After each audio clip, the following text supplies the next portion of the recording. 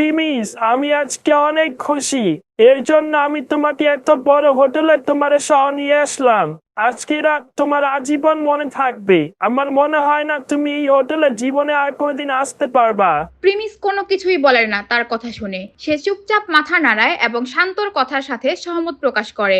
তাই শান্ত আর কথা না বাড়িয়ে সেখান থেকে কোয়েলকে নিয়ে চলে যায় একটা হোটেলের রুমের দিকে। কোয়েল অনেক লজ্জা পাচ্ছিল, আবার ভয়ও পাচ্ছিল। তারপরও সে শান্তর সাথে চলে যায় শুধুমাত্র তার সাথে সম্পর্কটা আরো মজবুত করার জন্য। সেখানে অমিত আর রশনি আরেকটা রুমে চলে যায়। শুধু প্রিমিস সেখানে একা দাঁড়িয়ে ছিল। আর তাকে দেখে হোটেলের স্টাফরা উল্টাপাল্টা একজন আরেকজনকে বলতে থাকে, ভাই দেখ কি একটা জামা পইরা এত দামি হোটেল আইসে পড়ছি। আমার মনে হয় ওই ছেলে মেয়েগুলো ড্রাইভার হইব।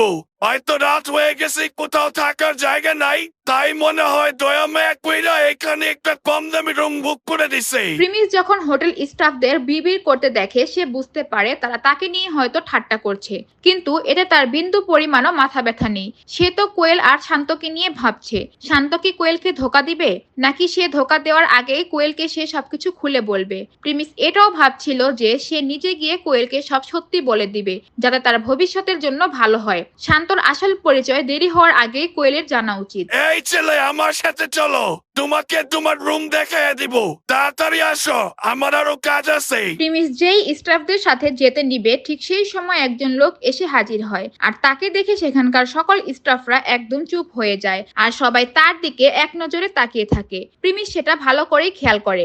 লোকটি যখন প্রিমিসকে দেখতে পায় একদম চমকে যায়। বাকি স্টাফরা যেমন সেই লোকটিকে দেখে অবাক হয়ে তাকিয়েছিল, ঠিক সেইভাবে লোকটি প্রিমিসকে দেখে অবাক হয়েছিল। লোকটি ছিল এই হোটেলের ম্যানেজার। আরে স্যার, আপনি এখানে কি করতেছেন? ও, ওয়াসিম না? কেমন আছেন আপনি? প্রিমিস লোকটিকে দেখে একটু চিনতে দেরি করে ফেললেও কিছুক্ষণ পর তাকে ভালো করেই চিনে ফেলে। বারেক মিয়ার সাথে প্রিমিসের যখন প্রথম দিন দেখা হয়েছিল সে সভায় এই ওয়াসিমও ছিল। প্রিমিস আশা করেননি যে এই হোটেলটিও তাদের কোম্পানির একটা অংশ হতে পারে। জি স্যার, আমি ওয়াসিম। আপনি আমাকে চিনতে পারছেন?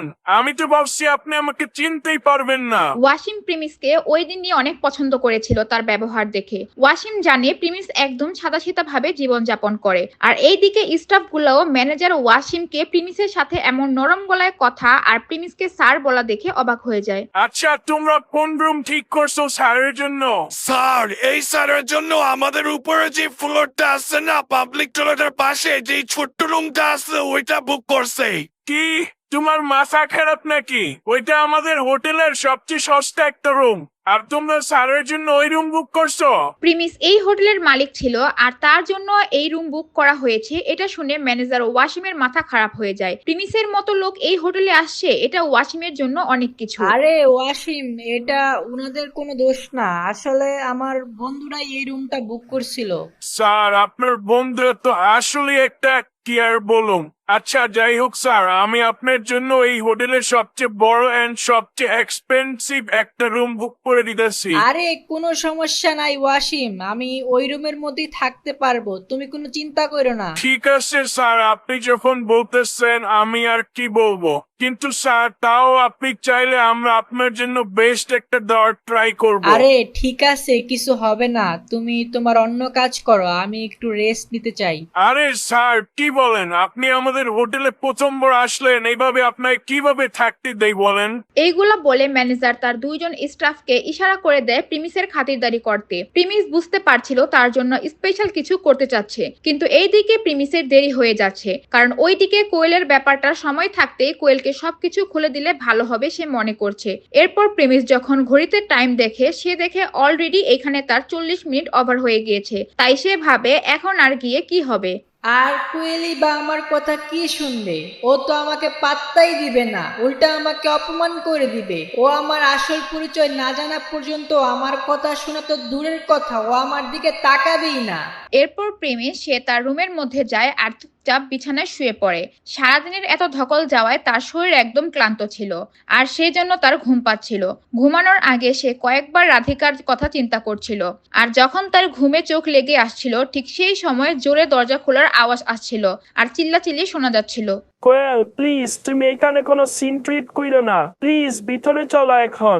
আমাদের কি ওইভাবে চিল্লাচিল্লি করতে দেখলে ঝামেলা হয়ে যাবে, প্লিজ এবার আমার কথাটা বোঝার ট্রাই করো। শান্ত কোয়েলকে হাত জোর করে এইগুলা বলছিল।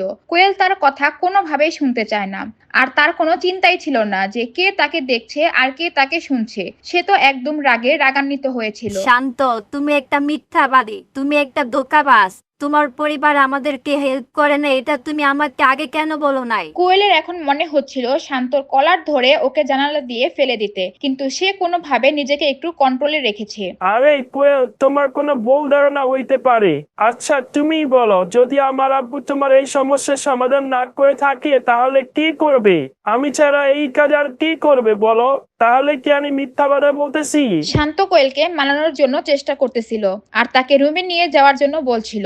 আর এইদিকে প্রিমিস তাদের চিল্লাচিল্লির আওয়াজ কিছুটা রুম থেকে শুনছিল।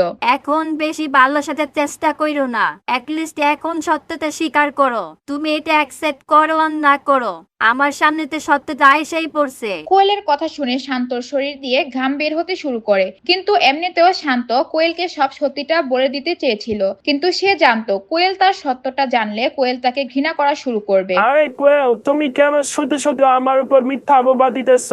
এক তো আমি তোমার এত বড় সমস্যার সমাধান করে দিলাম, তার মধ্যে তুমি আমাকে এইগুলা বলতেছ? কে তোমাকে এইসব উল্টা পাল্টা জিনিস শিখাইতেছে? কে তোমার কান ভারী করতেছে? কোয়েল বিশ্বাস করতে পারছে না যে এই ছেলে এখনো সত্যিটা মানতে রাজি হচ্ছে না। এরপর কোয়েল তাকে বলে, এখন এই মাত্র আমার আব্বু ফোন দিছে। আমার আব্বুরে খান গ্রুপের আব্বাস খান, ফাহিম খানের বাবা বারবার ফোন দিতেছে। বারবার সে আমার আব্বুকে তার অফিসে যাইতে বলতেছে। সকালে আমরা ফাহিম খানের সাথে যা করছি সেটার জন্যই হয়তো। তোমার আব্বু খান গ্রুপের সাথে কথা বলছে? আমি তো আমার আব্বুকে বলে দিছিলাম যে আমি শান্তর সাথে আছি। এটা শুনে তো আব্বু ফ্রি হয়ে গেছিল, কিন্তু আমার আব্বুর ফোনে বারবার ফোন বাজতেছিল। তাই আমার আব্বু তোমার আব্বুর অফিসে গিয়ে সব খুলে বলছে। কিন্তু তোমার আব্বু আমার আব্বুকে সরাসরি বলে দিছে এই সমস্যা তারা সমাধান করে নাই এবং এখনো কোনো হেল্প করতে পারবে না। কোয়েল এইগুলা বলতে বলতে হাঁপিয়ে যায় আর শান্তর প্রতি তার রাগ আরো বাড়তে থাকে। সে কোনোভাবেই ভাবতে পারেনি এমন কিছু হতে পারে। তুমি আমার সাথে দিনের পর দিন মিথ্যা বলে আসছো, তুমি এক নাম্বার ধোঁকাবাজ। শান্তর সকল মিথ্যা কথা বাটপারি কোয়েলের সামনে ক্লিয়ার হয়ে যায়। শান্ত অনেক চেষ্টা করে কোয়েলকে এইভাবে ফাঁসানোর চেষ্টা করেছিল, আর তার বন্ধুদের ও তাদের জন্য হোটেলের পিছনে এত টাকাও নষ্ট করলো। কিন্তু ঠিক পারফেক্ট টাইমে কোয়েলের বাবার ফোন এসে সবকিছু নষ্ট করে দিল। তোমার আব্বু আমার আব্বুর সাথে দেখা করতে গেছিল? শান্ত গাধার মতো একটা প্রশ্ন করে। কোয়েল তাকে প্রথম এইসব কাহিনী বলে দিছে, কিন্তু তার মনে হয় কোয়েলের কথা বিশ্বাসই হচ্ছিল না। তার নিজের পর্দা ফাঁস হওয়ায় ভিতর থেকে চোর ফিল হচ্ছিল। কোয়েল, তুমি আমার কথাটা শোনো, একটুখানি বোঝার চেষ্টা করো প্লিজ। শান্ত এইটা বলে কোয়েলকে বোঝানোর জন্য তার কাছে যেতে চায়। সে কোয়েলকে কোনোভাবে শান্ত করতে চায়। তার সাথে সম্পর্ক টিকুক আর নাই টিকুক, এখন সে তার মাথা ঠান্ডা করাটাই তার প্রধান উদ্দেশ্য। সে কোয়েলকে রুমে নিয়ে যাওয়ার জন্য যখনই আগাবে তখন কোয়েল বলে, আমার সামনে আসার চেষ্টা করবো না, তুমি একটা ফালতু ছেলে। জানি না কেন আমি তোমার কথার উপর বিশ্বাস করছিলাম। কোয়েল এখন শান্তর চেহারাও এক সেকেন্ডের জন্য দেখতে চায় না। শান্তকে দেখেই তার ঘৃণা হচ্ছে। কি হবে এখন তার বন্ধুরা এইসব জানতে পারলে? শুধু কি তাই, ওইদিকে ফাহিম খানের সাথে যে ব্যবহার করেছে, ফাহিম খানের হাত থেকে এইবার কোয়েলকে কে বাঁচাবে? আর হোটেলের মধ্যে এত চিল্লাচিল্লি কাহিনী এখানেই বা কি হতে যাচ্ছে তা সবার আগে দেখতে চাইলে দিবস গেমিং এর ইউটিউব চ্যানেলটি সাবস্ক্রাইব করে নোটিফিকেশন বাটন বাজিয়ে রাখেন। আর যারা ফেসবুক থেকে দেখছেন পেজটা ফলো করে ভিডিওটি শেয়ার করে দিন।